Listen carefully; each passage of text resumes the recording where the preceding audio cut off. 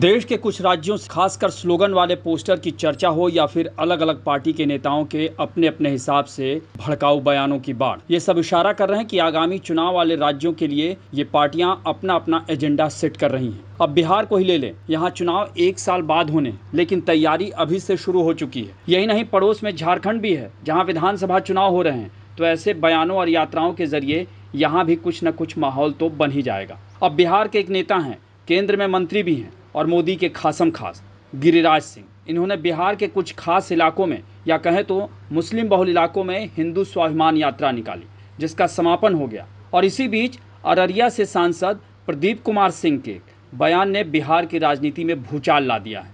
दरअसल प्रदीप सिंह ने कहा है कि अररिया में रहना होगा तो हिंदू बोलना होगा।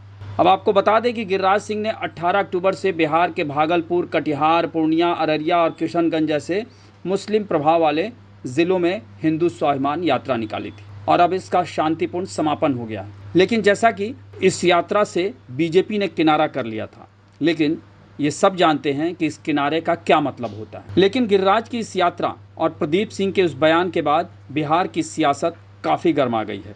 एक तरफ राजद नेता तेजस्वी यादव हैं, उन्होंने साफ तौर पर कह दिया है कि अगर कोई मुसलमानों पर बुरी नज़र डालेगा तो राजद चुप नहीं बैठेगा और ऐसे लोगों के खिलाफ हम ईंट से ईंट बजा देंगे। अगर बिहार में कोई अनहोनी होती है, दंगा होता है, तो इसकी जिम्मेदारी जदयू नेता की होगी।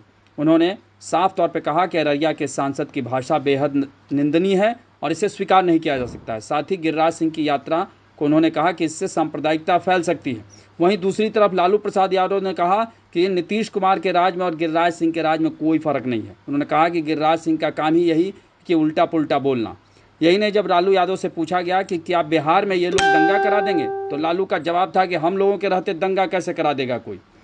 गौरतलब है कि हाल ही में अररिया के बीजेपी सांसद प्रदीप कुमार सिंह ने एक कार्यक्रम में कहा था कि अगर अररिया में रहना है तो हिंदू बनना होगा। और ये हिंदू स्वाभिमान यात्रा के तहत कार्यक्रम में केंद्रीय मंत्री गिरिराज सिंह ने भी शिरकत की थी और उसके बाद इस बयान का वीडियो तेजी से वायरल हो गया था। इसके बाद इस तरह से सियासत गरमाई हुई है। वैसे भी बिहार में इमामगंज, बेलागंज, रामगढ़ और तरारी में उपचुनाव हो रहे हैं। माना जा रहा है कि ये उपचुनाव एक तरह से सेमीफाइनल है और कहीं ना कहीं 2025 में बिहार में जो विधानसभा चुनाव होंगे उससे पहले ये जातिगत और धार्मिक समीकरणों को सेट करने का पार्टियों का अपना अपना ये नज़रिया है और अपनी अपनी कोशिश है। इसमें पीके यानी प्रशांत किशोर भी इस चुनाव में कूदे हैं और उन्होंने साफ तौर पर ऐलान किया है कि वो विधानसभा चुनाव भी उनकी पार्टी लड़ेगी। तो ऐसे में आप देख सकते हैं कि बिहार की सियासत अभी से गरमाने लगी है।